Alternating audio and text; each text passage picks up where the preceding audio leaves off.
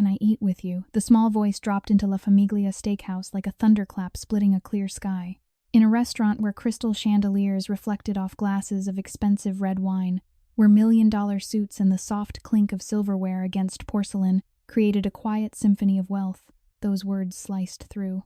Everything. Sharp. Cold. Out of place. In the middle of the aisle, a little girl stood there, barefoot, a thin, torn dress clinging to her fragile frame. Hair tangled and wind-tossed from the late October cold, pale skin smudged with the dust of the street, but her eyes, large, dark with exhaustion, fixed straight across the room toward the table where the most powerful man in the building sat. No begging, no tears, just looking. Whispers erupted like sparks hitting gasoline. "Where did that kid come from? This is a private place. Call security. Has someone called the police?" A waiter hurried forward, panicked. But at the darkest table in the room, Vincent Russo slowly stood. The leather chair scraped softly across the floor, a quiet sound, yet it silenced the entire restaurant. His cold gaze swept across the room. Just once. The whispers died instantly. Then he looked down at the girl.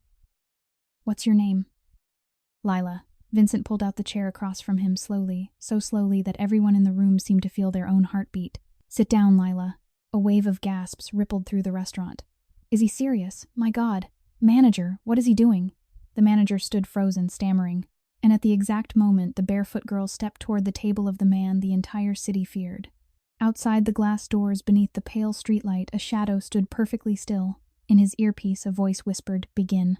No one inside La Famiglia Steakhouse knew that. One simple question from a starving barefoot child had just pulled Vincent Russo's world into a storm that would change everything. If this story touched your heart, take a moment to reflect on the quiet power of kindness, especially when no one else chooses to show it. Share your thoughts in the comments, and tell us where you're watching from. Which city and country are you in, and what time is it there right now?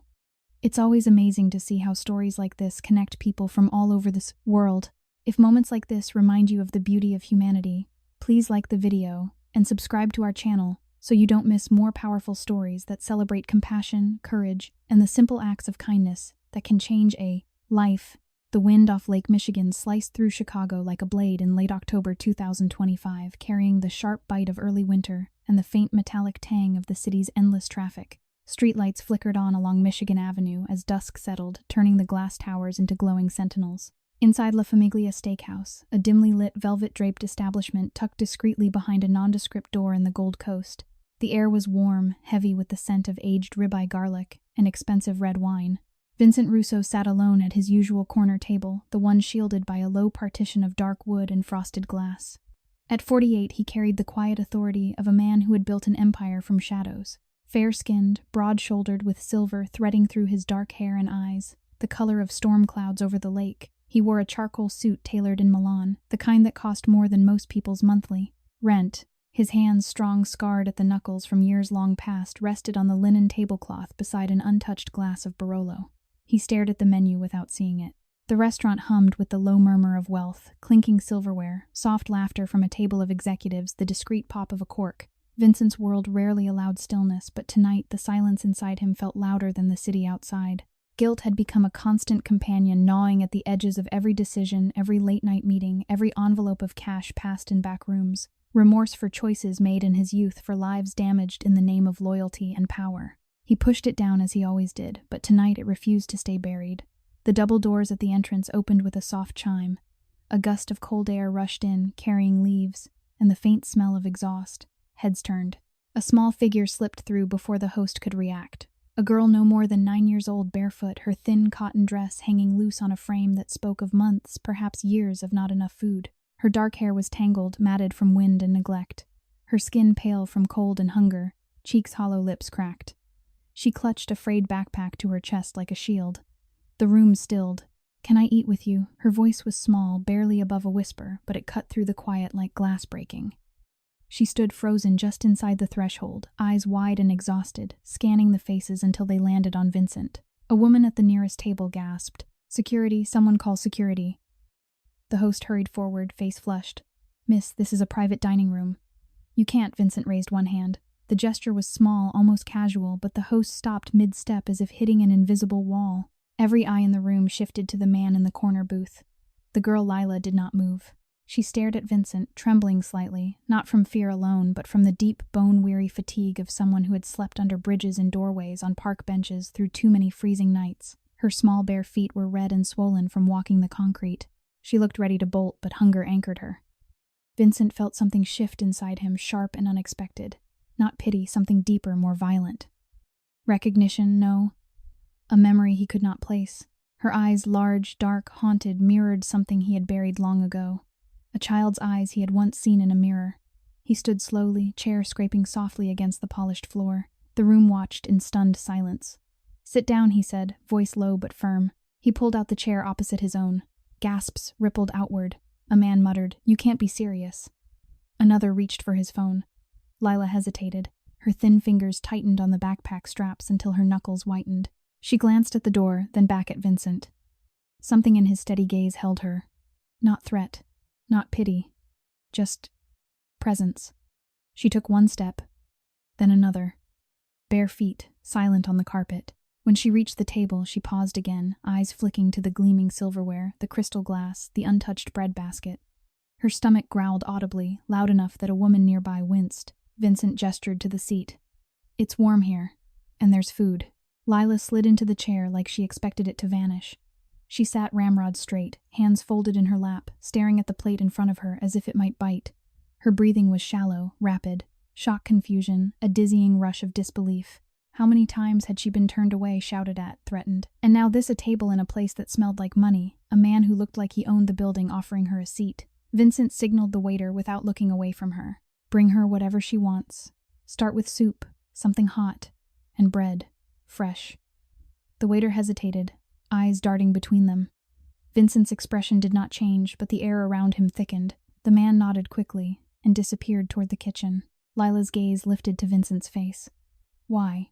The word came out, soft, timid, polite, the voice of a child who had learned early that questions could be dangerous. Vincent leaned back slightly. Inside, turmoil churned. Why, indeed, he could have let security handle it, could have ignored her. But the sight of her small, defenseless, standing in a room full of people who would rather call the police than offer a scrap had torn something open. Guilt surged, hot and bitter. Remorse for every time he had walked past someone like her, for every decision that kept the city divided into those who ate and those who starved. "Because no one should have to ask," he said quietly. Her eyes widened.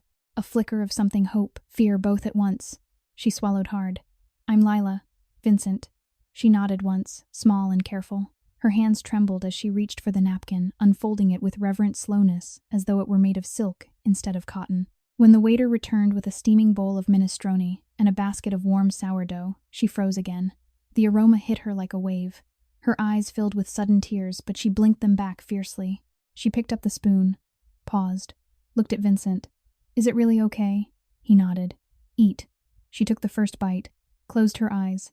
A soft sound escaped her, half sob, half sigh. The soup was hot, rich, full of vegetables and pasta she had not tasted in months. She ate slowly at first, careful not to spill manners, somehow intact despite everything. Then faster, unable to stop. Bread followed, torn into pieces, dipped, devoured. Vincent watched without speaking. Each bite she took felt like a accusation against him, against the life he had built, the power he wielded, the distance he kept from anything that might make him feel. Inside, conflict raged. Part of him wanted to stand, leave, return to the cold calculations of his world. Another part, the part he had tried to kill long ago, wanted to stay, to shield her from the wind outside, from the nights under bridges, from the hunger that had carved hollows in her cheeks. A commotion near the entrance. 2 men in dark coats, associates of a rival crew. Vincent recognized immediately, pushed past the host eyes, scanning the room. They spotted him. Tension crackled. One of them smirked, hand slipping inside his jacket. Vincent's jaw tightened. He leaned forward slightly, voice low enough for only Lila to hear. "Stay right here. Don't move." Lila froze spoon halfway to her mouth. Fear flashed across her face, raw, instinctive. She knew danger when she saw it. Had lived with it too long. Vincent rose smoothly, stepping between the table and the approaching men. The restaurant hushed again. He met their eyes. No words needed. The message was clear. Not here. Not now. Not with her watching. One man hesitated. The other sneered. "You're getting soft, Russo." "Feeding strays now." Vincent's voice was calm, lethal. "Walk away." A long beat. The men exchanged glances. Then slowly they backed toward the door. But the threat lingered in the air like smoke. Vincent returned to the table. Lila stared at him, wide-eyed, breathing shallow. Are they bad men? He sat. They're men who make bad choices.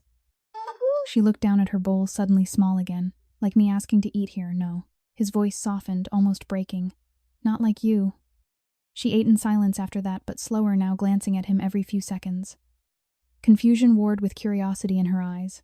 Why him? Why now? The questions burned unspoken. Vincent felt the storm inside grow fiercer. Guilt clawed deeper, remorse for the empire that allowed such gaps to exist for the nights he had spent in luxury while children like her shivered. And beneath it something new, fierce, protective. Not romance. Never that. Fatherhood unasked, unearned, but undeniable. A surge of love so sudden and overwhelming, it nearly stole his breath. He wanted to wrap her in safety, to erase the hunger lines from her face, to give her the childhood the city had stolen. When she finished, she folded the napkin, neatly placed it beside the empty bowl. Thank you, Mr. Vincent. He swallowed hard. You don't have to leave yet. Her eyes searched his. Hope flickered, fragile as a candle in wind. Really? He nodded. Really? Outside, the wind howled. Inside, at that small table, amid crystal and silver, something unbreakable had begun. The city had not yet fully surrendered tonight. When Vincent stepped out of La Famiglia Steakhouse, the heavy door closing behind him with a muted thud, October wind whipped down the avenue, carrying the distant wail of sirens and the low rumble of traffic on the magnificent mile. He pulled his coat collar higher, but the chill he felt had nothing to do with the weather. Lila's face hollowed, Cheek's enormous eyes, the way she had cradled that last piece of bread like it might disappear, refused to leave him. He had given the waiter instructions to pack the leftovers, watched her slip out the side door into the alley, with the paper bag clutched to her chest, and then he had stood there motionless, as though the act of watching her vanish had anchored him in place. He should have let her go. That was the rule he had lived by for decades. See, assess, move on. Attachments were liabilities. Yet something inside him, something long, dormant, and now painfully awake, would not allow it. He walked south away from the glittering storefronts past the valet stands and the doormen in crisp uniforms. His black Escalade waited 2 blocks away, engine idling, driver already behind the wheel. Vincent waved him off with a small gesture. Tonight he needed to walk, needed the cold to sharpen his thoughts, to drown out the roar in his chest. The streets grew narrower, the lights dimmer. Gold Coast gave way to River North, then the edges of the near west side. He moved with purpose, but without hurry, hands in pockets, eyes scanning shadows the way a man who had spent his life in them always did. And then he saw her. Under the overpass near the Chicago River, where the concrete pillars were stained black, from exhaust and time, 2 small figures huddled against the wind. Lila sat cross-legged on a flattened cardboard box, the paper bag open between her knees. Beside her, another girl, slightly taller, perhaps 10, with fierce dark braids and a hoodie 3 sizes too big, leaned protectively against her shoulder. They were sharing the food piece by careful piece. The taller girl broke off half a roll, pressed it into Lila's hands, then tore a strip of roast beef with her fingers and offered it the same way. Vincent stopped in the lee of a loading dock 50 yards away, half hidden by stacked pallets. He watched. The taller girl, Sophia, he would learn later, spoke in low, urgent tones, gesturing toward the city lights. Lila listened, nodding, but her eyes kept drifting back to the bag, as though afraid it would vanish if she looked away too long. A man approached them, then mid-30s, leather jacket, unsteady gait, the sour smell of cheap liquor preceding him even from this distance. He stopped a few feet away, swaying. Hey, little ones. You got any spare change? Or maybe something better in that bag? Sophia stood, instantly placing herself between him and Lila. Leave us alone. The man laughed, a wet, ugly sound. Feisty. I like that. Come on, share with Uncle Ray. I'm hungry too. He took a step closer. Lila shrank back, arms wrapping around her knees. Her face drained of color. Vincent felt the old violence rise in him, cold, precise, familiar. But something else rose faster. A protective fury so intense it made his vision narrow. Not for territory, not for pride, for her. He moved before he decided to move. The man never saw him coming. Vincent closed the distance in long strides, stepped between them and placed one hand flat against the drunk's chest, not hard, just enough to stop forward motion. Walk away, Vincent said quietly. The man blinked recognition, dawning slowly through the haze. Russo, shit man, I didn't walk. Away. The drunk stumbled backward, hands raised. Okay, I'm gone. He turned, nearly tripping over his own feet, and disappeared into the shadows under the bridge. Silence fell, broken only by the rush of cars overhead and the soft whimper of wind through the girders. Lila stared up at Vincent, mouth open, eyes enormous. Sophia's stance remained rigid, fists clenched, but confusion flickered across her face. Vincent crouched slowly, bringing himself to their level. You okay, Lila? nodded once small and uncertain. Her voice came out barely audible. You came back, he swallowed. I couldn't not. Sophia narrowed her eyes. Why? What do you want? Vincent met her gaze. Nothing. Just making sure no one bothers them. Liar, Sophia said flatly. Nobody like you does anything for free. He did not argue. She was right. In his world, everything had a price. But this was different. This was tearing him open from the inside. Lila's hand crept out tentative and touched the sleeve of his coat. The fabric was cashmere soft and impossibly expensive. Her fingers lingered there as though testing reality. It's warm, she whispered. Vincent felt the contact like electricity. A wave of remorse crashed through him, years of turning away, of letting the city chew up people like her while he sat behind armored glass. Now, her small, cold hand on his sleeve felt like judgment and absolution at once. Come with me, he said. Sophia stepped forward. No, we don't go with strangers. He's not a stranger, Lila said softly. He fed me. He's dangerous, Sophia hissed. Look at him. Look at his coat. Look at his car. She pointed toward the Escalade that had silently pulled up at the curb lights off, but engine running. Men like that take kids and they don't bring them back. Vincent felt the accusation like a blade. He deserved it, had earned it 100 times over. Yet the sight of Lila shivering malnourished sleep shadows under her eyes made something inside him snap. I have a place, he said. Warm, safe, food, beds, no strings. One night, if you hate it, you walk out tomorrow. Doors never locked from the inside. Sophia laughed bitterly. Yeah, right. Lila looked between them. Her lower lip trembled. Sophia, I'm so cold. My feet hurt so bad, and I'm still hungry even after the food. Sophia's shoulders sagged. She looked at Lila, really looked, and Vincent saw the moment the fight drained out of her. Not surrender, exhaustion, the kind that came from too many nights wondering if tomorrow would be worse. Fine, Sophia muttered. One night, but if anything feels wrong, we're gone. Vincent nodded. Fair. He opened the rear door of the Escalade. The interior light spilled out soft leather seats heated the faint scent of cedar air freshener. Lila hesitated on the curb, bare feet on cold concrete, staring into the car like it was another world.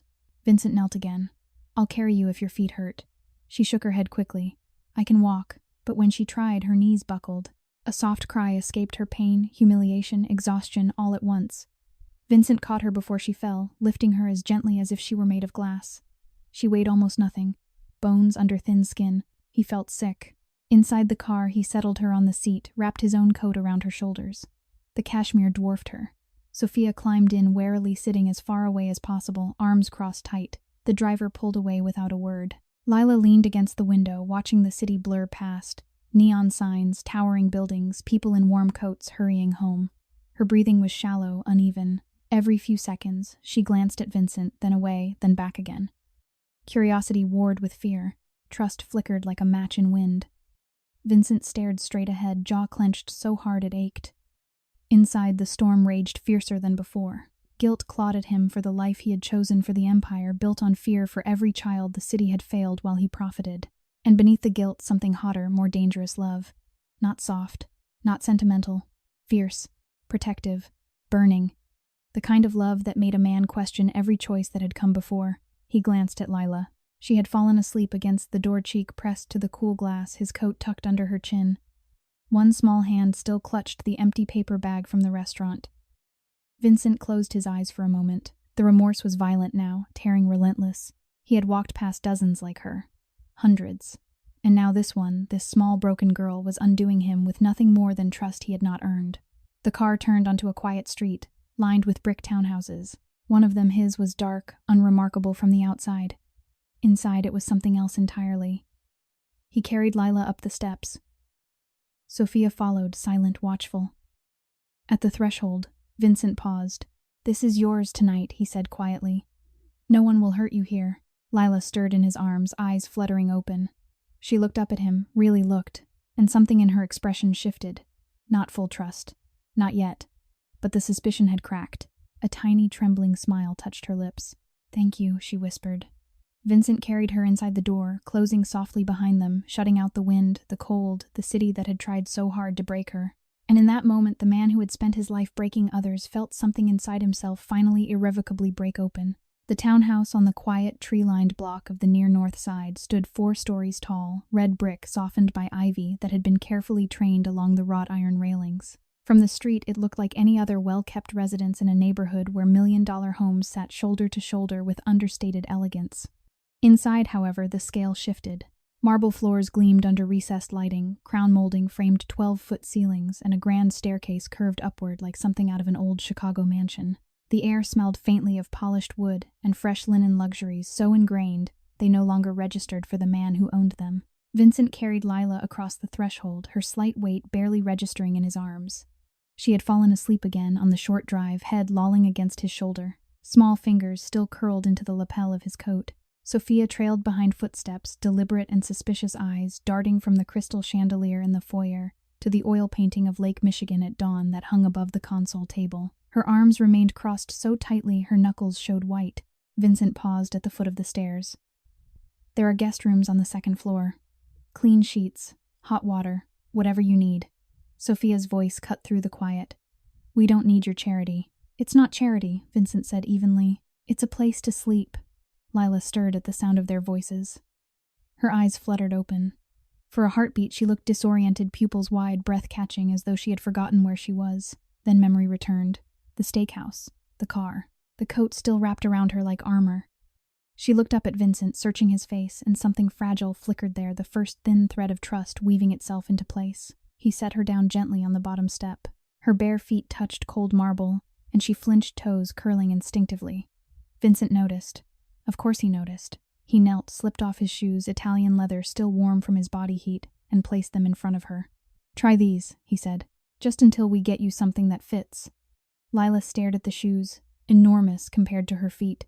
She slipped one on. It swallowed her entire foot and half her calf. She took a tentative step. Wobbled. A small, startled laugh escaped her, the first real sound of lightness he had heard from her. Sophia watched the exchange with narrowed eyes. You think shoes make this okay? Vincent met her gaze. Nothing makes it okay. But it's a start. He led them upstairs. The hallway was lined with closed doors, soft runners underfoot. He opened the first guest room king bed with crisp white duvet blackout curtains already drawn against the city glow. A small sitting area with 2 armchairs facing a gas fireplace.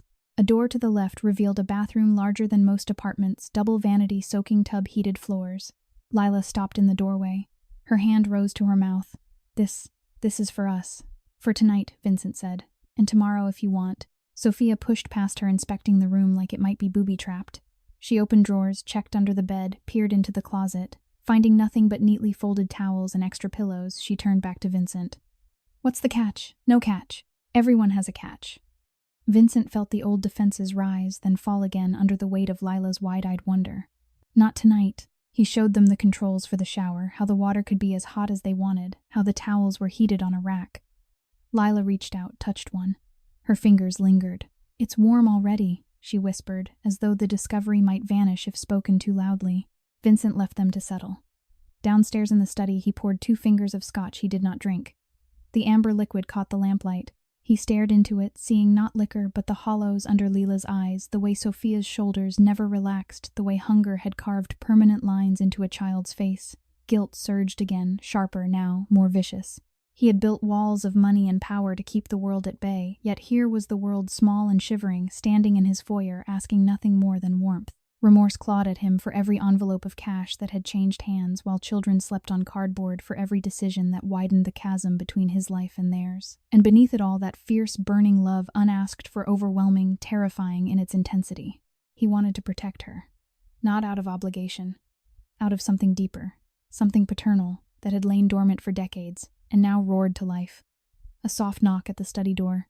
Lila stood there in one of his oversized t-shirt sleeves rolled 3 times, hem brushing her knees, hair damp from the shower, feet still in his 2 big shoes. She held something in both hands, the paper bag from the restaurant, carefully refolded. I saved the rest, she said timidly. For Sophia. And maybe for tomorrow. Vincent's throat closed. You don't have to save anything here. She looked down. I always save. In case. The words landed like blows. In case the next meal never came. In case the shelter turned them away. In case the wind turned colder. He crossed the room, knelt. Put it in the kitchen. There's more food than you can eat. I promise. She hesitated, then nodded. As she turned to leave, she paused. Mr. Vincent, yes, why are you being nice? The question pierced him. He searched for an answer that would not frighten her. Because someone should have been nice to you a long time ago. Her eyes filled. She blinked rapidly. No one ever was.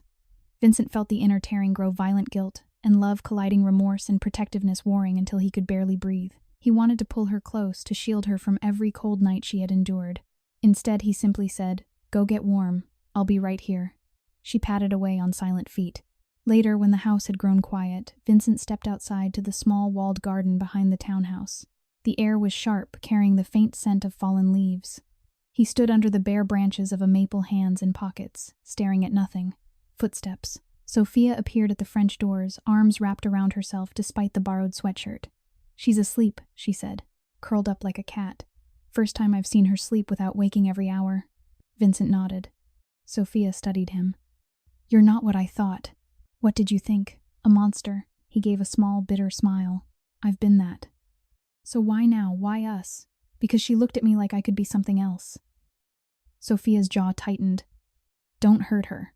If you do, I'll find a way to make you pay." The threat from a 10-year-old should have been laughable. "It wasn't." "I won't," Vincent said. She stared at him a long moment, then turned back inside. Vincent remained in the garden. The city hummed beyond the walls, sirens distant, horns, the low pulse of life that never stopped. He felt the conflict rage harder, the man he had been versus the man he suddenly needed to become. The empire he had built versus the child sleeping upstairs in a bed that cost more than most families saw in a year. His phone buzzed. A text from one of his lieutenants. "Rival crew spotted near the warehouse on Halstead. They're testing boundaries. Need you." Vincent stared at the screen. For the first time in years, the pull of power felt hollow. He typed back, "Handle it. I'm unavailable." He slipped the phone into his pocket and looked up at the second-floor windows. One light still glowed softly behind the curtains. Lila. The name settled in his chest like a promise. Fierce. Burning. Irrevocable. He went back inside, locked the doors, checked the security system twice. Then he sat in the armchair outside her room, door cracked just enough to hear if she stirred, and waited through the long October night, guarding the small, fragile trust that had begun to grow in the dark. Down the hall, Lila slept deeply for the first time in years. One small hand clutching the corner of the heated blanket, dreaming of warmth of food that did not run out of a man who had stayed. And somewhere deep inside Vincent Russo, the walls he had spent a lifetime building finally began to crack. The next morning broke gray and heavy over Chicago, the kind of October dawn that promised rain and delivered only damp chill. Vincent woke before sunrise in the armchair outside Lila's door, neck stiff, eyes burning from a night spent staring at shadows. He had not slept, could not sleep with the sound of her soft breathing filtering through the cracked door like a fragile metronome. Every small shift of her body under the covers had registered in his chest, proof she was safe, proof she was still here. He rose quietly, stretched the ache from his shoulders, and moved downstairs to the kitchen. The room was vast marble counters, professional-grade appliances, a double oven that had rarely been used for anything more personal than reheating takeout from his favorite Loop restaurant. He brewed coffee in the French press, the rich aroma filling the space, and stood at the island staring at the dark liquid swirling in his cup. The storm inside him had not quieted overnight. If anything, it had deepened. Remorse now felt like a physical weight pressing against his ribs for the empire that demanded his attention, for the men who waited for orders he no longer wanted to give. For every cold night Lila had endured while he lived behind walls of glass and steel. A soft footfall behind him. Lila appeared in the doorway, still wearing the oversized t-shirt, his shoes scuffing along the floor. Her hair was sleep-tousled, eyes puffy but clear. She stopped short when she saw him. "Good morning," she whispered, voice timid and polite, the way children speak when they fear the kindness might suddenly disappear. Vincent set the cup down. "Morning. Hungry?" She nodded, small and hesitant. "A little." He opened the refrigerator, stocked by a service that delivered weekly, never fully emptied, and pulled out eggs, milk, strawberries still bright in their plastic clamshell. He cracked eggs into a bowl, whisked them with a fork, the simple motion feeling foreign in hands more accustomed to signing contracts and gripping steering wheels during tense drives. Lila climbed onto one of the high stools, legs dangling, watching him with quiet fascination. "You know how to cook." "Not really," he admitted. "But I can manage breakfast." She smiled, a small, uncertain thing, and the sight of it sent a fresh wave of love crashing through him. Intense. Protective. Almost painful in its suddenness. He wanted to freeze this moment, her sitting in his kitchen, safe, warm, curious instead of terrified. Sophia appeared, then hair braided tightly, expression guarded. She leaned against the door frame, arms crossed. She slept all night. Didn't wake up once. Vincent glanced at her. Good. Sophia's eyes narrowed. Don't get used to it. We're leaving today. Lila's face fell. Sophia, no, Sophia said firmly. We don't stay where we don't belong. Vincent said nothing. He plated the scrambled eggs, added toast, and sliced strawberries, set the plates in front of them. Lila stared at the food as though it might vanish. She picked up the fork with trembling fingers, took a tiny bite, closed her eyes. It's warm, she whispered. Tears slipped down her cheeks. She wiped them quickly, embarrassed. Vincent turned away, gripping the counter edge until his knuckles whitened. The disparity struck him like a physical blow, his life of excess versus her life of calculated scraps. The guilt was violent now, tearing relentless. How many breakfasts had she missed? How many nights had hunger kept her awake while he slept in silk sheets? His phone buzzed on the counter. A text from his driver, warehouse on Halstead. Trouble. They're waiting. Vincent stared at the screen. The pull of his old life, sharp, insistent, clashed against the new one sitting at his island. He typed back, I'm coming. He looked at the girls. I have to step out for a while. You'll be safe here. Doors are locked. Security system is on. No one gets in. Sophia's eyes flashed. You're leaving us alone. I'll be back before dark. Lila reached out, small hand touching his sleeve. Promise. The word pierced him. He knelt. I promise. She searched his face, then nodded, once trust fragile but growing. He left them with strict instructions. Stay inside, help themselves to anything, call the number on the kitchen notepad if anything felt wrong. The Escalade carried him west through the city past gleaming towers and into the industrial flats near the river. The warehouse on Halstead was one of his legitimate fronts, waste management contracts, masking quieter dealings.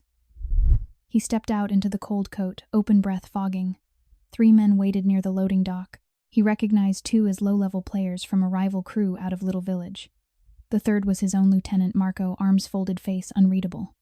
Boss, Marco said, voice flat. Vincent stopped 10 feet away. You called me here for a reason. Marco gestured to the others. They want to talk terms. Say you're distracted. Say the family's weak.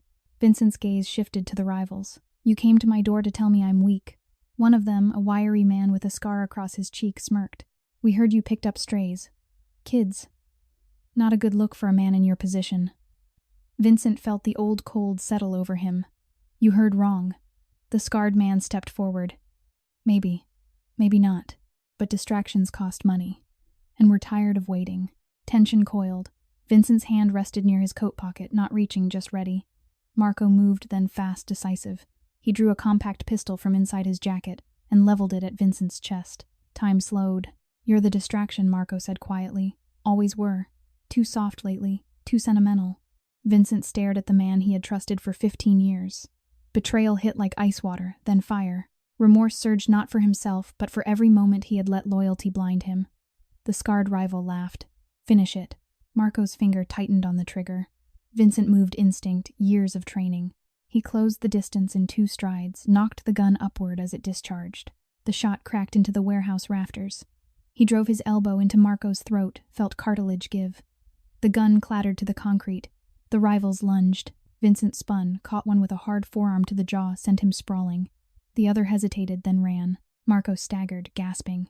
Vincent pinned him against the wall, forearm across his throat. Why? Vincent's voice was low, raw. Marco coughed blood. You were going to get us all killed. Playing house. Soft. Vincent's grip tightened, then released. He stepped back. Marco slid to the ground. Vincent looked at the warehouse at the city beyond. Everything he had built felt suddenly hollow. The love that had ignited for Lila burned brighter than any ambition ever had. He walked away without another word. Left Marco wheezing on the concrete. Left the rivals to scatter. The drive back was silent. Rain began to fall, streaking the windshield. His hands shook on the wheel, not from adrenaline, but from the depth of the fracture inside him. Guilt, remorse, love. They collided until he could barely breathe. He pulled into the garage under the townhouse, sat in the dark for long minutes, forehead against the steering wheel. When he finally entered the house, he found Lila and Sophia in the living room. Lila had found a sketch pad and colored pencils, items he kept for the rare visits of business associates' children. She was drawing a small house with a bright yellow sun, 2 stick figures standing in front holding hands. She looked up when he entered, saw the blood on his collar, the bruise forming on his jaw. Her eyes widened, fear, then concern. She set the pencil down, walked to him on bare feet. You're hurt, she whispered. Vincent knelt. It's nothing. She reached out, small fingers brushing the edge of the bruise. Does it hurt? Yes, he said honestly. But not as much as other things. Lila's eyes filled. You promised you'd come back. I did. She threw her arms around his neck, sudden, fierce. He froze for a heartbeat, then wrapped his arms around her, careful, reverent. She was so small, so breakable. Yet in that moment she felt like the strongest thing in the world. Sophia watched from the couch, arms still crossed, but her expression had shifted. Not trust, not yet, but something closer to understanding. Vincent held Lila until her breathing steadied. The storm inside him raged on, guilt for the life he had led her, near remorse for the danger he had brought home, love so fierce it threatened to consume him. He pulled back gently, looked into her eyes. I'm not going anywhere, he said. She nodded, tears slipping free. I know. And in that quiet, condensed stillness, rain tapping the windows, two small girls in a house built on shadows, Vincent Russo felt the final walls inside him crumble. The man who had once ruled through fear now understood he would burn the empire to ash if it meant keeping her safe. Rain tapped steadily against the tall windows of the townhouse for 3 days straight, a soft, relentless percussion that wrapped the house in its own small world. Outside, Chicago moved on, umbrellas blooming on sidewalks, taxis splashing through puddles, the lake wind carrying the sharp promise of winter. Inside, time slowed. The city's noise faded to a distant hum, replaced by the quiet sounds of recovery, the crackle of the gas fireplace, the soft clink of spoons against porcelain bowls, the occasional murmur of voices learning to trust one another. Vincent had not left the house since the warehouse. His phone stayed silent on the entry table. Messages from lieutenants, from associates, from men who once called him boss, went unread. He had sent one terse reply to the family's second-in-command. Stand down. Handle what needs handling. I'm out for now. No explanation. No apology. The silence that followed felt like the first honest breath he had taken in years. He spent the mornings in the kitchen learning the small rituals that had never mattered before. He boiled water for oatmeal, sliced bananas into careful half-moons, warmed milk until steam curled upward. Lila watched from the high stool, chin in hands, eyes following every motion with quiet wonder. Sophia sat farther back, still watchful, but the sharp edge of her suspicion had dulled into something more complicated, curiosity laced with caution. On the second morning, Lila appeared in the doorway wearing one of Vincent's old flannel shirts, sleeves rolled to her elbows, hem brushing mid-thigh like a dress. She had found it folded in a guest room drawer and slipped it on without asking. The fabric swallowed her, but she wore it like armor. You look like you're drowning in that, Vincent said, voice gentle. She tugged at the collar. It smells like you. Safe. The words landed softly, but they struck him like a fist to the sternum. Safe. A word no child should have to earn. Guilt surged again, hot, violent, tearing at the seams of the composure he had spent decades perfecting. He turned back to the stove, gripping the spatula until the wood creaked. How many mornings had she woken to cold concrete instead of warm flannel? How many times had she curled into herself against the wind, while he slept behind locked gates and armed guards? He set the bowl in front of her. Eat slow. Your stomach isn't used to full meals yet. She nodded, spoon trembling slightly. Each bite was deliberate, savoring. When she reached the bottom, she scraped the bowl clean with the edge of the spoon, then looked up, cheeks flushed with embarrassment. I'm sorry, she whispered. I know it's rude. Vincent knelt beside her stool. Never apologize for being hungry. Her eyes filled. I always was. He reached out hesitant, brushed a stray tear from her cheek with the pad of his thumb. The contact was brief, careful, but it sent a tremor through him. Love, fierce, paternal, consuming, burned brighter than remorse, brighter than fear. He wanted to erase every hollow night, every skipped meal, every moment the world had told her she was invisible. Sophia watched from the doorway silent. Later that afternoon, when Lila napped on the living room couch under a cashmere throw, Sophia found Vincent in the study. She's sleeping again, Sophia said. She never used to sleep more than an hour at a time, always listening for footsteps. Vincent closed the ledger he had not been reading. She's safe here. For now, Sophia's voice was flat. Until you get bored. Or until someone comes looking for you. He met her gaze. No one's coming for her. Or for you. She studied him. You got hurt yesterday. Blood on your shirt. Bruise on your face. You think we didn't notice. I think you notice everything, he said quietly. Sophia crossed her arms tighter. I notice when people lie. I'm not lying. She looked away, jaw working. She trusts you already. Too fast. It scares me. Vincent felt the confession like a weight, lifting and settling at once. It scares me too. That evening, Lila woke from her nap, disoriented, eyes wide, breath, shallow hands, clutching the throw as though it might be ripped away. She sat up too quickly. The room tilted. She swayed, small hands grasping at air. Vincent was there in an instant, steadying her shoulders. Easy. You're still here. She blinked up at him, confusion giving way to recognition, then relief so raw it hurt to witness. I thought I dreamed it. You didn't. She leaned into him, small forehead against his chest. Don't go away. I won't. Sophia appeared with a glass of water. She handed it to Lila without a word, then sat on the other end of the couch, knees drawn up. For the first time, she did not move away when Vincent sat between them. They stayed like that as the rain drummed on 3 quiet figures in a room too large for them, yet somehow exactly the right size. The next day, Vincent brought out the first aid kit. His knuckles were split from the warehouse. A shallow cut on his forearm still seeped. He sat at the kitchen island, rolling up his sleeve. Lila climbed onto the stool beside him. You're bleeding again. It's old. She reached for the kit. I can help. Mama taught me. Vincent hesitated, then nodded. Her small fingers were careful, precise. She cleaned the cut with antiseptic wipes, wincing at the red that bloomed on the gauze. Does it sting? A little. She blew on it gently, the way children do. Better, he swallowed hard. Much better. Sophia watched from across the island. When Lila finished taping the bandage, Sophia spoke quietly. You didn't flinch once. Vincent looked at her. I've had worse. Yeah, Sophia said. But you let her help. Later that night, after Lila had fallen asleep reading a picture book on the couch head in Vincent's lap, small hand curled around his finger. Sophia sat across from him in the armchair. She drew you today, Sophia said, while you were in the shower. A big stick figure with a coat. Said it was her safe person. Vincent's throat tightened. She's never had one before. No. Sophia's voice cracked just once, then steadied. Neither have I. He looked at her, really looked, and saw the fear she had carried so long it had become part of her posture. The same hollow cheeks, the same shadows under her eyes, the same guarded stance that said the world had never been kind. You don't have to stay, he said softly. But if you do, you're safe too. Sophia stared at the floor. Tears slipped free. She did not wipe them away. I don't know how to do this. Neither do I. She looked up then, eyes searching his. You're not lying. No. A long silence. Rain against glass. Firelight flickering. Sophia stood, walked to the couch, and gently lifted the blanket over Lila's shoulders. Then she sat beside Vincent, close enough that their arms touched. I'm watching you, she said. I know. She leaned her head against his shoulder just for a moment, then pulled back, cheeks flushed. Don't tell her I did that. Vincent smiled, small, real. I won't. Outside the city continued its restless rhythm. Inside, 3 wounded hearts beat a little closer together. Vincent remained awake long after they slept. He stared into the dying fire, feeling the inner storm reach its peak, guilt and remorse colliding with a love so profound it terrified him. He had spent his life collecting power to avoid feeling anything. Now feeling everything threatened to undo him. Yet he would not trade it. Not for anything. Because in the quiet of that rain-washed night with 2 small girls sleeping under his roof, Vincent Russo understood at last what it meant to be needed, not feared, not obeyed, but needed. And the need was mutual. He brushed a curl from Lila's forehead. She sighed in her sleep, nestled closer. The walls were gone. Only family remained.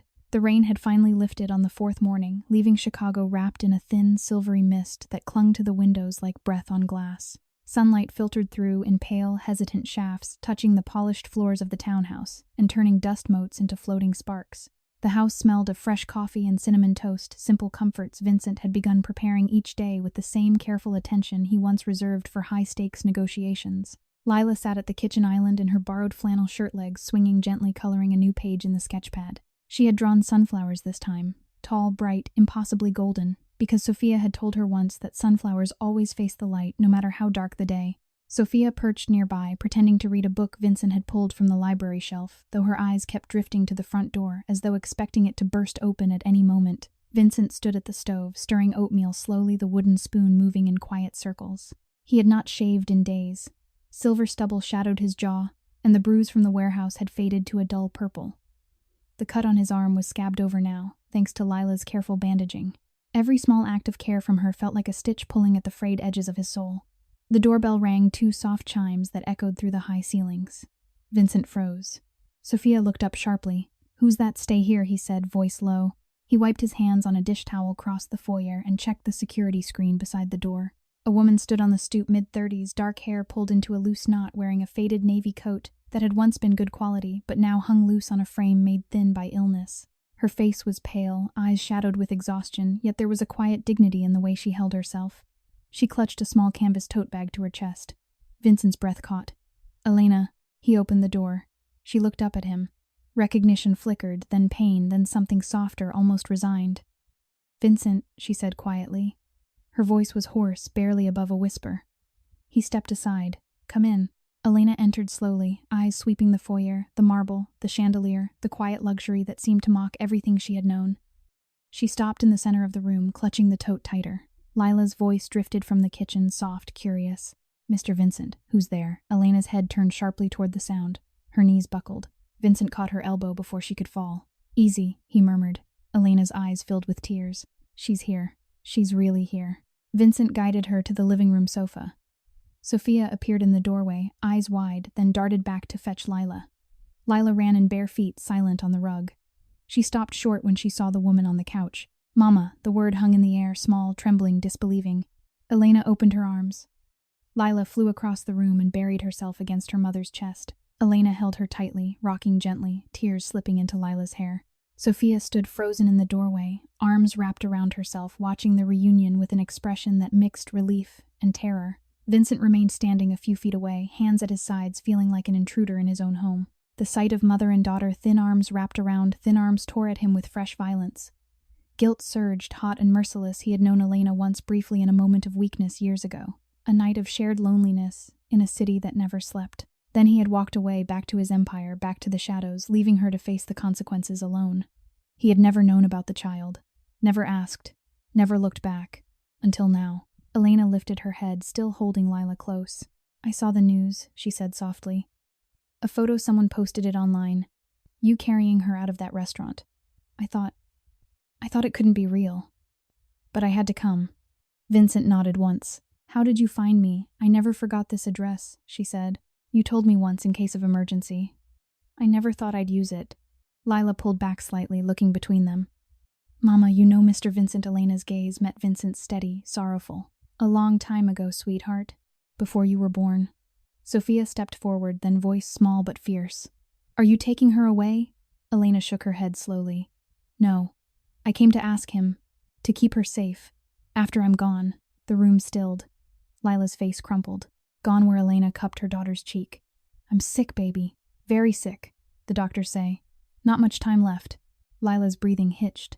She looked at Vincent's eyes, enormous pleading. She can stay here too. Right, you have room. Vincent's throat closed. He knelt beside them. Of course she can stay. Elena reached out, touched his hand, brief trembling. I never told you, she whispered. I was afraid. Afraid of what your world would do to her. I thought, if I kept her away, she'd be safe. But I was wrong. The streets aren't safe. Hunger isn't safe. Cold isn't safe. Vincent felt the confession like a blade twisting. Remorse roared through him, violent, unrelenting. He had fathered a child and never known. Left a woman to raise her alone, scraping by on minimum wage shifts and food bank lines, while he sat in boardrooms and backrooms counting money that could have fed 1,000 families like hers. I should have known, he said, voice rough. I should have looked. Elena shook her head. You couldn't have. I made sure of it. Lila looked between them, confusion giving way to dawning understanding. You're... my dad. The word hung fragile in the air. Vincent swallowed hard. I think so, sweetheart. Lila's eyes filled again. She reached out, small hand finding his, then pulled him into the circle of Elena's arms. 3 of them, mother, daughter, father, held together on the wide leather sofa, a tableau of broken pieces, finally touching. Sophia stood apart, tears streaming silently down her cheeks. She wiped them angrily, then walked forward and sat on the floor beside Lila, leaning her head against her friend's knee. Elena stroked Lila's hair. I want her to have a chance, she said to Vincent. A real chance. Not just survival. A home, school, warmth, someone who stays. Vincent met her gaze. She will. Elena's eyes searched his. Even when it's hard, even when your world comes looking, Vincent thought of Marco's gun, of the rivals circling, of the empire he had built on fear. Especially then. Elena nodded once, small final. Then I can rest. Lila clung tighter. Don't go, Mama. Please. I'm not going far, Elena whispered. I'll be right here. She touched her daughter's chest. And here. She touched Vincent's.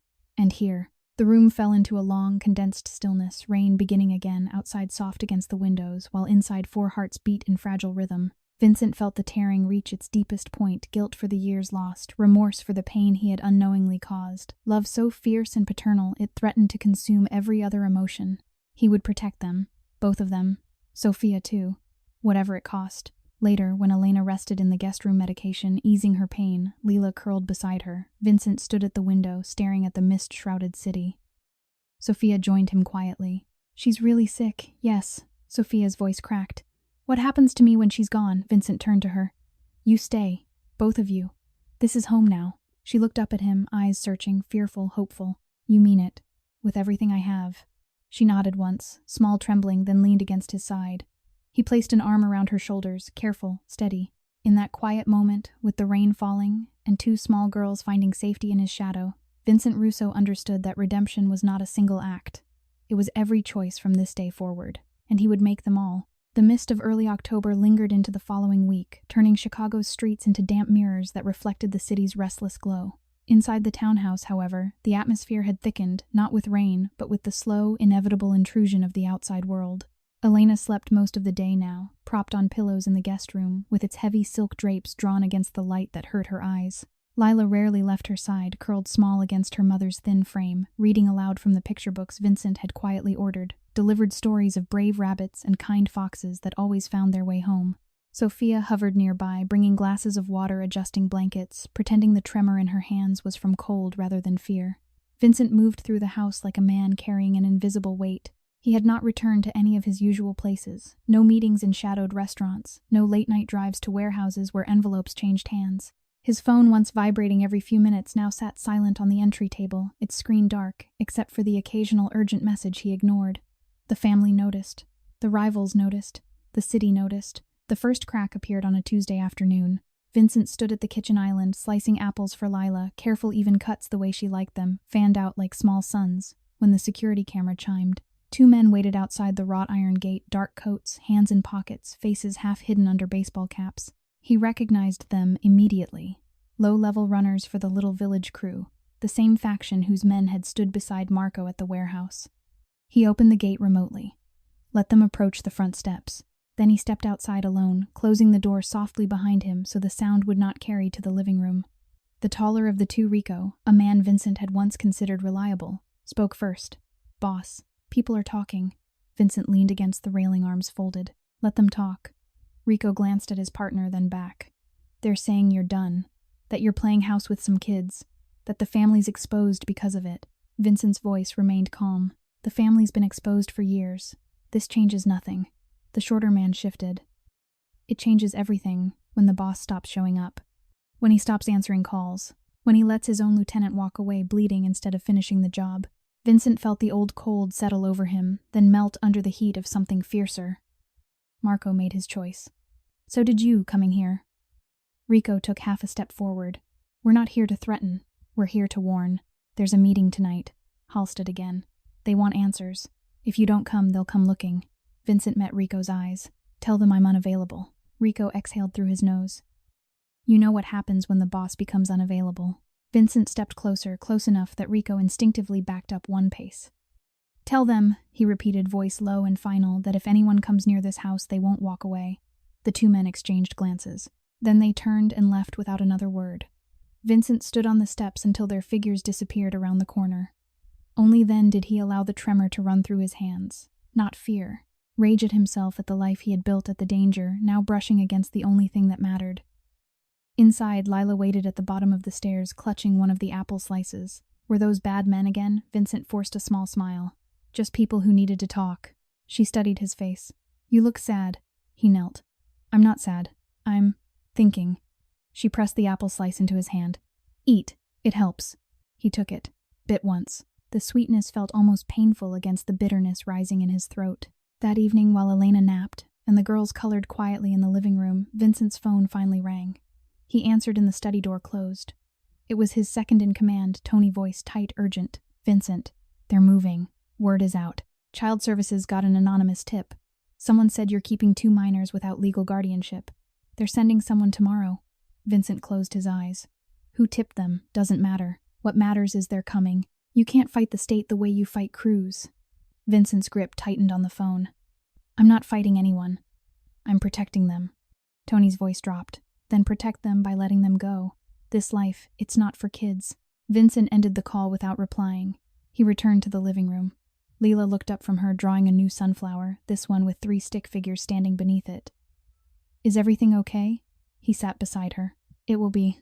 But inside, the tearing had grown savage remorse for every choice that had led to this moment, guilt for the exposure. He could not shield them from love so intense it felt like fire in his veins. He would not let them be taken, not by the state, not by the streets, not by anyone. The next morning, a plain gray sedan parked across the street. 2 women in blazers stepped out, clipboards in hand, expressions professional and unreadable. Vincent watched from the upstairs window as they approached the gate. He met them at the door. Mr. Russo, the older of the 2, asked, "We're from the Department of Children and Family Services. We received a report concerning 2 minors in your residence." Vincent kept his voice even. "They're safe. They're cared for. We need to speak with the children, and with their mother." Elena appeared behind him, then pale, fragile, but standing straight. "I'm here." The women exchanged glances. "Ma'am, we'd like to speak privately." Elena shook her head. "Anything you need to say, you can say in front of my daughter." Lila clung to Elena's leg. Sophia stood beside Vincent, small hand slipping into his. He squeezed once, steady, reassuring. The caseworker sighed. "We have concerns about stability. About environment. There are allegations of criminal associations. Of endangerment." Vincent felt the accusation like a physical blow. Endangerment. The word echoed every doubt he had carried since the first night he carried Lila through his door. Elena spoke quietly. "He's given us more safety in 4 days than we had in 4 years. The younger caseworker softened slightly. "We're not here to judge. We're here to ensure the children's welfare." Vincent looked down at Lila. Her eyes were wide, fear, confusion, the dawning horror that the world might take her away again. She pressed closer to Elena, then reached for Vincent's hand. "Don't let them take me," she whispered. The words shattered something inside him. He turned to the women. "You can come in. You can see the house. You can speak to them. But they stay here, with us." The caseworkers hesitated, then nodded.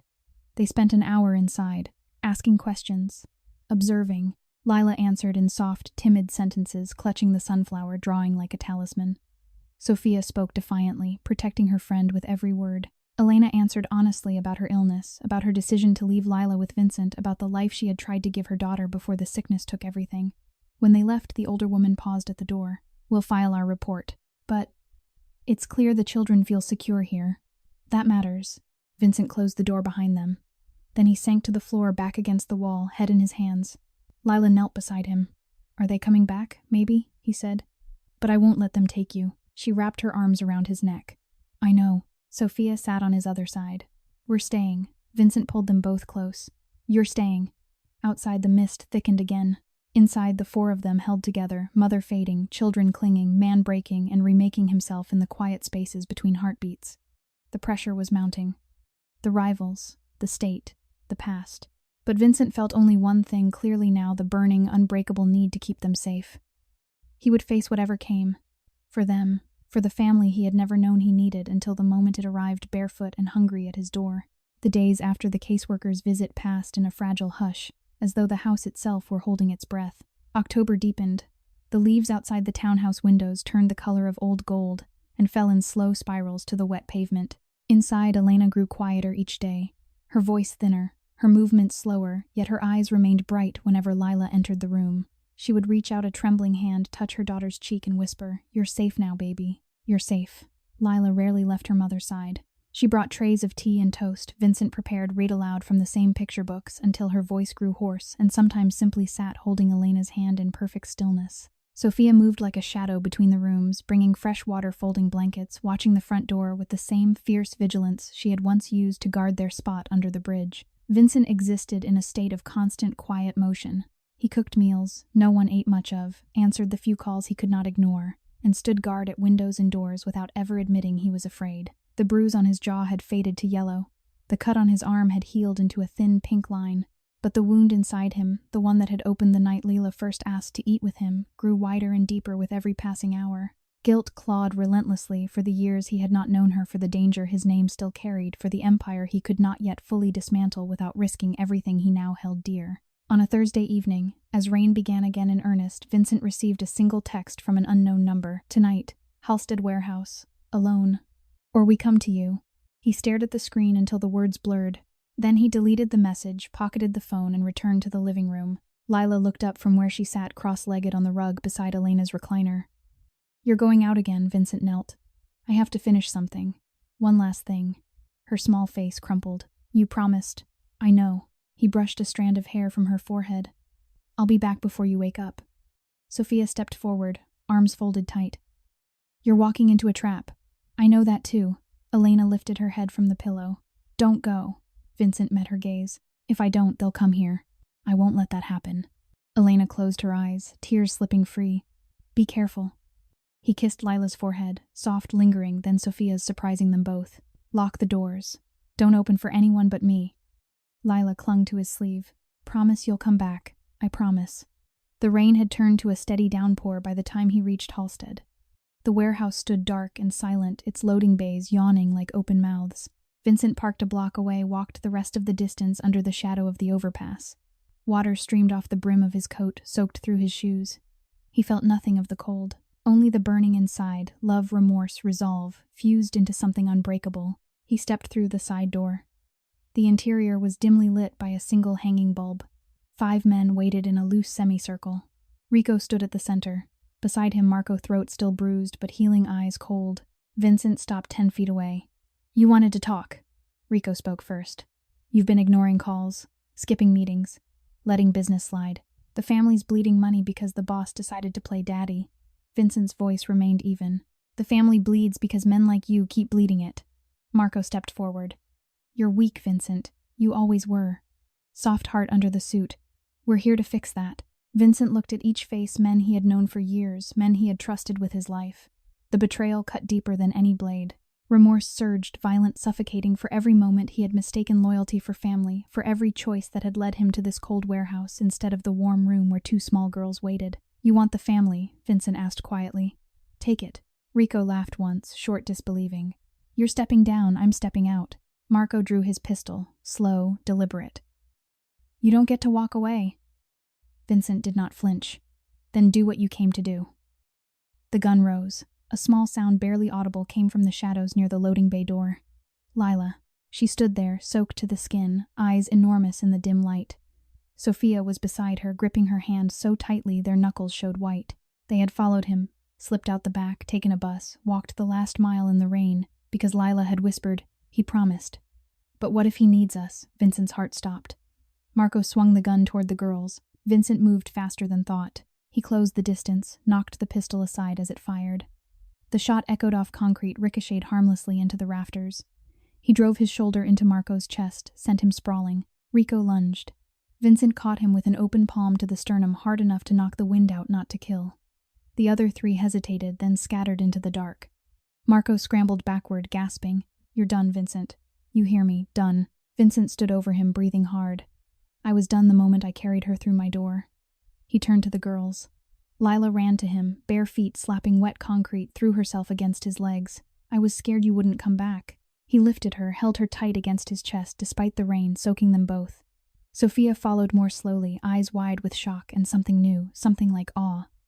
You followed me, Vincent said, voice rough. Lila nodded against his shoulder. You said you'd come back. But what if you couldn't? Vincent closed his eyes. The tearing inside reached its breaking point, guilt for bringing danger so close, remorse for every risk he had ever taken, love so fierce it drowned out the rain. He carried Lila toward the exit. Sophia walked beside him, small hand slipping into his free one. Outside, under the overpass, he stopped. Rain poured down the girders in sheets. He looked at them, 2 drenched children who had walked through the night to find him. You shouldn't have come, he said softly. Lila lifted her head. We had to. Sophia spoke, then quiet, certain. You're not alone anymore. Vincent felt something inside him finally give way, not collapse but release.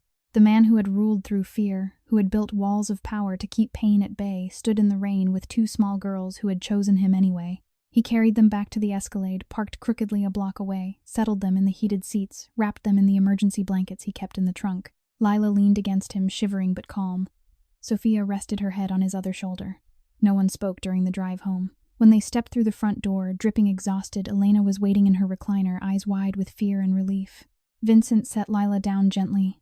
The girl ran to her mother, buried her face in Elena's lap. Elena looked at Vincent over her daughter's head. Tears slipped free. "Thank you," she whispered. Vincent knelt beside them. "I'm the one who should thank you." Sophia stood a few feet away, arms wrapped around herself. Vincent opened his arm. She hesitated, then stepped into it. He held her close. In that quiet, rain-lashed moment, 4 people in a circle of warmth while the city stormed outside. Vincent understood the truth he had fought so long to ignore. Family was not blood. Family was choice, and he had chosen. The betrayal in the warehouse had been the final fracture. But here in the stillness that followed, something whole had begun to form. He would protect it, with everything he had left. The rain that had begun so gently the night before had grown into a steady, relentless downpour. Chicago streets ran like rivers, gutters overflowing, the city lights smearing into long golden streaks across wet asphalt. Inside the townhouse, the atmosphere had shifted again, tighter, heavier, as though the walls themselves understood that time was running out. Elena had worsened overnight. Her breathing had become shallow and labored. The oxygen concentrator Vincent had rented hummed softly beside her bed, its steady rhythm the only constant in the room. Lila had not left her mother's side since returning from the warehouse. She sat on the edge of the mattress, small hand wrapped around Elena's thinner fingers, whispering stories even when her voice cracked from exhaustion. Sophia moved between them like a quiet sentinel, bringing fresh water, adjusting pillows, wiping Elena's forehead with a cool cloth, her own eyes red-rimmed but refusing to cry. Vincent had barely slept. He stood in the doorway now, watching the 3 of them, mother-fading daughters holding on, and felt the tearing inside reach a depth he had not known was possible. Every breath Elena took felt borrowed from his own lungs. Every small sigh Lila made echoed in his chest like accusation. Remorse was no longer a wave. It was the ocean itself, crashing endless, drowning him in the knowledge that he had come too late, loved too fiercely, and still could not stop what was coming. Elena stirred. Her eyes opened slowly, found Lila first, then Vincent. "Come here," she whispered. Vincent crossed the room in 3 strides, knelt beside the bed. Lila shifted to make space, never releasing her mother's hand. Elena looked at him, really looked, and something like peace settled over her features. "You kept your promise." Vincent's throat closed. "I'm trying." "You did more than try." She lifted her free hand, brushed trembling fingers along his jaw. "You gave her a father. You gave Sophia a brother. You gave me peace." Lila's tears fell silently onto the blanket. "Mama, don't talk like you're leaving." Elena turned to her daughter. "I'm not leaving you, baby. I'm just going somewhere quieter. But I'll be watching. I'll be the sun on your sunflowers. I'll be the warmth in the room when you're scared." Lila shook her head. "I don't want quiet. I want you here." Elena pulled her close, weakly, but with all the strength she had left. "You have him now. And Sophia. And each other. That's enough." Sophia stood at the foot of the bed, arms wrapped around herself so tightly her knuckles showed white. "We're not ready," she said, voice breaking for the first time. Elena looked at her, soft, loving. "You never are. But you will be." She closed her eyes, then breath slowing. The room filled with the sound of the concentrator and the rain, and 3 small hearts breaking in perfect rhythm. Vincent reached out, took Elena's other hand. She squeezed, once faint but deliberate. "Protect them," she whispered. "Always." Her fingers slackened. Her breathing eased, then stopped.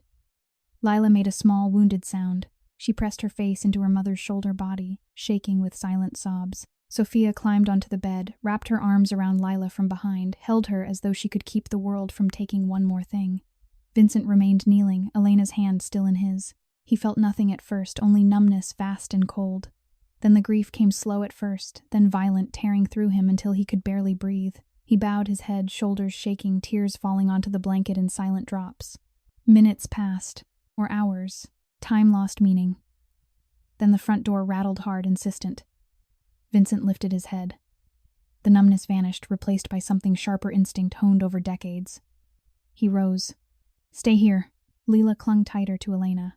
Sophia looked up, eyes wide with fresh fear. "Don't go. I have to." He moved through the house like a shadow, quiet, purposeful. At the security screen, he saw 3 men outside the gate, dark coats, hoods up against the rain, one holding what looked like a crowbar. Rico. Marco stood beside him, throat still bruised, expression cold. The 3rd man, Vincent, did not recognize muscle hired for the night. Vincent opened the gate remotely. Let them approach. Then he stepped outside alone, rain soaking him instantly. They stopped at the bottom of the steps. Rico spoke first. "We gave you time. You didn't listen." Vincent's voice was calm, deadly calm. "Go home." Marco laughed once, harsh, wet. "Home. You think you still have one? You walked away. You left us bleeding. Now we take what's ours." Vincent stepped down one stair. What's yours ended the moment you pointed a gun at children. Rico lifted the crowbar. Step aside, Vincent. We're not here for you. We're here for leverage. Vincent felt the old violence rise, then fall again, under the weight of something greater. He thought of Lila's face pressed against Elena's still chest. Sophia's arms wrapped around her friend. The promise he had just made. No, he said quietly. Marco drew his pistol. Vincent moved fast, silent. He closed the distance in 2 strides, knocked the gun upward as it fired. The shot cracked into the night, harmless against the storm. He drove his elbow into Marco's throat, same place as before, felt the man drop. Rico swung the crowbar. Vincent caught it mid-arc twisted, sent it clattering down the steps. The third man hesitated, then ran. Marco gasped on the wet stone, clutching his throat. Vincent stood over him, rain streaming down his face. Tell whoever sent you if anyone comes near this house again, they won't walk away. Ever. Marco coughed blood. You're finished. Vincent looked down at him, pity, not anger. I was finished the moment I chose them over everything else. He turned back toward the house. Inside, Lila and Sophia waited at the door, eyes wide, faces pale. They had heard the shot. Vincent stepped across the threshold, dripping, breathing hard. Lila ran to him, threw herself against his legs. You're okay. He lifted her wet coat, and all held her close. I'm okay. Sophia stood frozen, then stepped forward slowly, deliberately, and wrapped her arms around his waist from the side. Vincent sank to his knees, girls in his arms, rain pooling on the marble floor around them. He looked toward the living room, toward Elena, peaceful now, finally free of pain. Grief crashed through him again, numbing, violent, tearing every remaining defense to shreds. But beneath it, beneath the sorrow and the guilt and the remorse, something stronger burned love. Paternal, unbreakable, the kind that had walked through gunfire and betrayal, and still returned home. He held them tighter. I'm here, he whispered. I'm here. Outside, the rain continued washing the city clean, washing the blood from the steps, washing away the last of the man he had been. Inside, 3 hearts beat together, grieving, healing, refusing to let go. And Vincent Russo, once feared, once untouchable, understood, at last, that sacrifice was not loss. It was the only way to gain everything that truly mattered. The rain stopped sometime before dawn, on the last Friday of October 2025, leaving Chicago wrapped in a stillness so complete it felt almost reverent. The streets glistened under weak morning light. Puddles mirrored gray sky and the slow passage of early delivery trucks. Inside the townhouse, the silence was different, deeper, heavier, shaped by absence.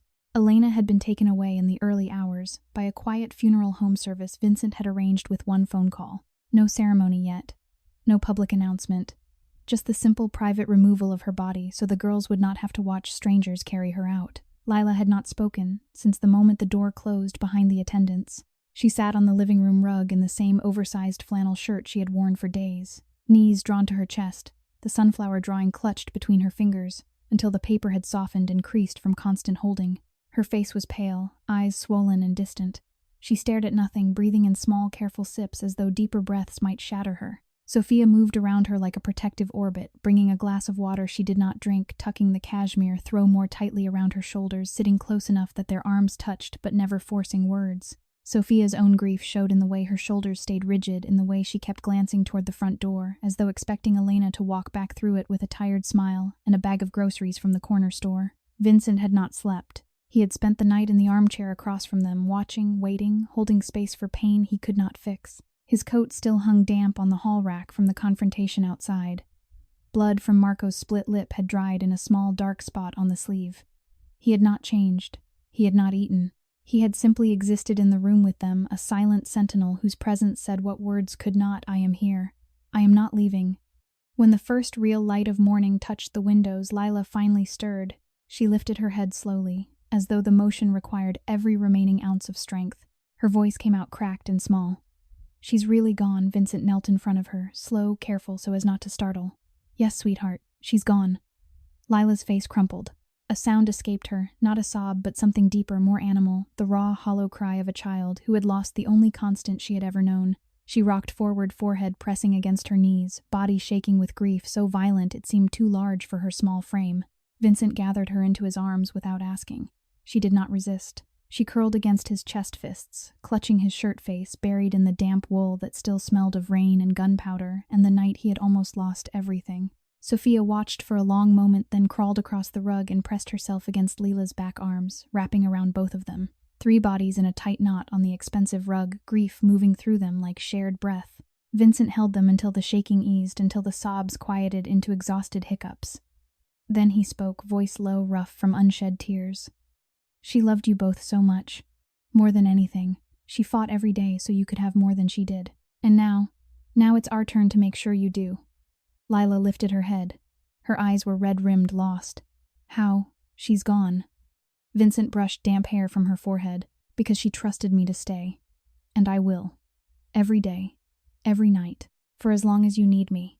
Sophia's voice came soft, almost inaudible. What if they come again, the men? The ones who want to take things? Vincent looked at her, really looked, and saw the fear she had carried since the bridge, since every cold night, when footsteps meant danger. They won't. Not anymore. He stood then, lifting both girls with him, one in each arm.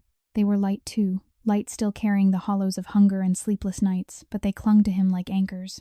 I have to make some calls, he said. Stay here, eat something. I'll be right back. He carried them to the kitchen island, settled them on stools, poured orange juice into glasses, set out toast and jam. Then he stepped into the study and closed the door. The first call was to Tony, his second in command, the only man left he still trusted enough to speak to. It's over, Vincent said without preamble. The family as it was, it ends today. Liquidate what you can. The legitimate fronts stay open. The rest, burn it. Quietly, cleanly, no blood. Tony was silent for a long beat. You sure? I've never been more sure. Another silence. Then I'll handle it. For what it's worth. I'm glad you found something worth leaving for. Vincent ended the call. The second call was to his attorney, short, precise instructions about guardianship papers, trusts for the girls, legal steps to make them untouchable. The third call was to a private security firm, not his usual crew, but an independent company known for discretion, 24-hour protection, discreet.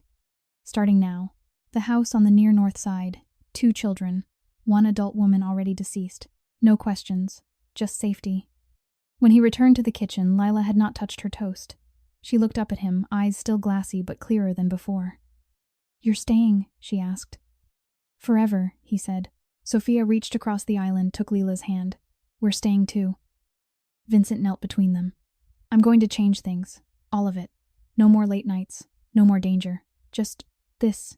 Us. A home. Lila's lip trembled. With sunflowers, he smiled, small, real, aching. With all the sunflowers you want.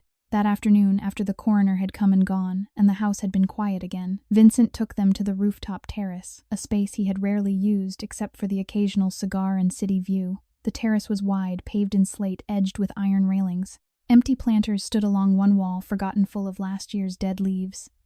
He brought up bags of potting soil, trays of marigold and sunflower seedlings he had ordered delivered while they slept. The girls watched, curious despite their grief. Vincent knelt, filled the first planter. Your mama loves you sunflowers, he said quietly. She told me once they always turn toward the light, even when everything else is dark. Lila touched one of the small green leaves. She said the same thing. Sophia picked up a seedling. Can we plant them for her? Vincent nodded. Everyone. They worked in silence at first, small hands in dark soil, Vincent guiding gently, showing them how to press roots into place, how to water without drowning. Dirt smudged their cheeks, tears mixed with it, leaving clean tracks. But the work was steady grounding. When the last sunflower was planted, Lila stepped back, looked at the row of tiny green promises. She can see them, she whispered. From wherever she is. Vincent knelt beside her. She can. Sophia wiped her face with the back of her hand. We're going to take care of them. All of them. Vincent pulled them both close, dirt and tears and all. We will. Together. The city spread out below them, towers of glass and steel streets still wet from rain, people moving like ants far below. Vincent felt the final fracture inside him, heal not perfectly, not without scars, but enough to breathe. The empire was gone. The power he had once wielded was dissolving in quiet transactions across the city. What remained was this 2 small girls who had chosen him, a rooftop full of sunflowers, reaching for light, a promise kept. He looked down at Lila, her face still carrying the hollows of hunger and cold nights, yet softer, now safer. Sophia beside her shoulders, straighter eyes less haunted. The guilt would never fully leave. The remorse would linger in quiet moments. But the love, the fierce, burning paternal love that had begun with 3 small words in a restaurant, had become the center of everything. He lifted them both again, one in each arm, and carried them back inside. Home.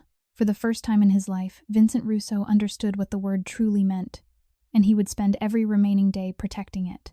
Winter arrived quietly in Chicago at the beginning of November 2025, bringing the first thin layer of frost across rooftops and the slow turning of bare branches against a pale sky. The townhouse stood unchanged from the outside, red brick ivy, still clinging to the iron railings, but inside something fundamental had shifted. The rooms no longer echoed with absence. They breathed with small, deliberate sounds, the scratch of colored pencils on paper, the soft clink of spoons against cereal bowls, the rustle of blankets as two girls curled together on the wide leather couch watching old animated movies Vincent had never seen before. Elena's funeral had been simple, private, held on a gray Tuesday morning at a small chapel near the lake. No large crowds, no media, no lingering shadows from the old life. Just Vincent, Lila, Sophia, and a handful of Elena's former co-workers from the diner who had known her kindness even when she had nothing left to give. Lila had placed a single sunflower on the casket, still green and fragile from the rooftop planter, and whispered something no one else heard. Sophia had stood beside her, holding her hands so tightly their knuckles turned white. Vincent had remained one step behind, head bowed, feeling the final weight of remorse settle, and then slowly begin to lift. The weeks that followed were not easy. Grief came in waves, sometimes gentle, sometimes sudden and crushing. Lila would wake crying in the night, reaching for a mother who was no longer there. Sophia would grow silent for hours, staring out windows as though searching for a face she would never see again. Vincent learned the rhythm of their sorrow, when to hold them, when to give them space, when to simply sit nearby so they knew they were not alone. He had dismantled the last remnants of the old empire with quiet efficiency. Bank accounts were closed, properties transferred to legitimate trusts, men who had once answered to him given severance, and told to disappear. The name Vincent Russo no longer carried the same weight on the streets. Whispers faded. Rivals moved on to easier targets. The only protection he kept was the discreet security team that watched the perimeter of the house, never intrusive, always present. One Saturday morning in mid-November, Vincent carried 2 large cardboard boxes up to the rooftop terrace. The planters now held sturdy green stems. The sunflowers had survived the first frost, their leaves broad and hopeful. He set the boxes down and opened them packets of wildflower seeds, small gardening tools with bright handles, a bag of rich black soil. Lila and Sophia followed him up the narrow stairs, bundled in coats. Vincent had bought them soft wool lined with fleece, the kind of warmth they had never known on cold nights, under bridges. "What are we doing?" Lila asked, voice still soft but less timid now. "Making something that lasts," Vincent said. He knelt, tore open a packet of seeds. "These are zinnias. They bloom all summer, bright colors, strong stems. Your mama would have liked them." Sophia crouched beside him. "Can we make a whole garden?" For her, Vincent nodded. "We can make whatever you want." They worked side by side, small hands pressing seeds into soil padding, gently watering with careful streams from a brass can. Dirt smudged their cheeks. Laughter broke through tears when Sophia accidentally dumped half a bag of soil on Vincent's shoes. Lila giggled, the first real unguarded sound in weeks, and the noise felt like sunlight breaking through clouds. When the last seed was planted, they stood back. The rooftop looked different already, rows of promise stretching toward the skyline, the city sprawling below like a promise of its own. Lila slipped her hand into Vincent's. "She's watching, isn't she?" He squeezed gently. "She's watching." Sophia looked up at him, really looked. "You're not going anywhere, right?" Vincent knelt so they were eye to eye. "Never." Lila leaned against him. "Even when it's hard, especially when it's hard." That evening, after baths and warm cocoa and stories read aloud until eyelids grew heavy, Vincent tucked them into the big guest room bed they now shared, too afraid to sleep apart. He sat between them until their breathing evened out, then stayed longer watching the rise and fall of small chests, listening to the quiet house settle around them. The guilt had not vanished. It never would, but it had changed shape, become a quiet companion rather than a tormentor. Remorse reminded him daily of the years lost, of the hunger and cold Elena and the girls had endured while he lived behind walls of money and fear.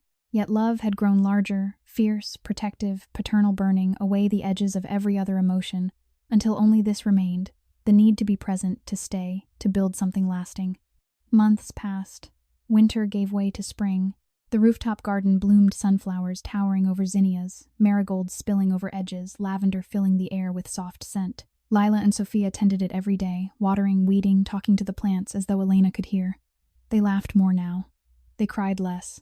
They began to trust the world again, one small moment at a time.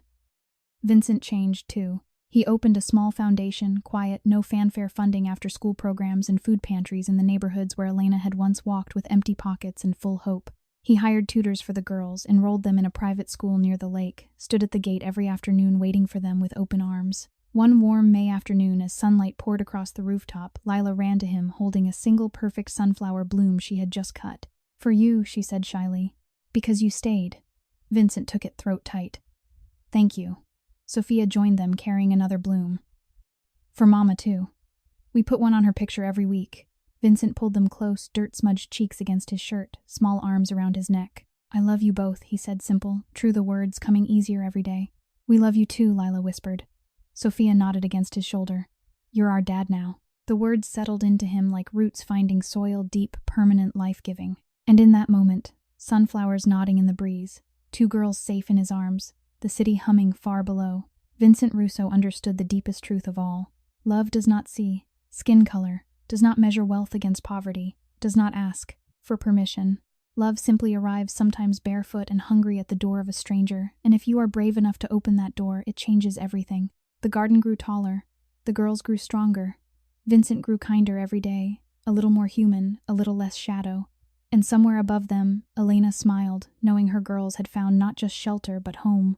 If this story touched your heart, take a moment to reflect on the power of knowledge, the beauty of knowledge, the strength in knowledge, the warmth of knowledge, and the hope that knowledge brings to every human soul. Let this be a gentle lesson in compassion, a quiet lesson in forgiveness, a powerful lesson in presence, a tender lesson in courage, and a lasting lesson in love. May it also serve as a reminder that education opens doors, education heals wounds, education builds bridges, education lights the way, and education helps us choose kindness over fear. To everyone watching this video, may you be blessed with good health, a joyful life, and daily peace.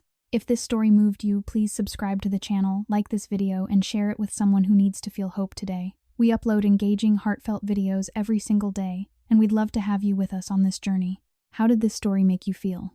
Does it remind you of anything in your own life, perhaps a moment when kindness arrived unexpectedly, or a time when love crossed every boundary of wealth and poverty? Please share your thoughts in the comments below.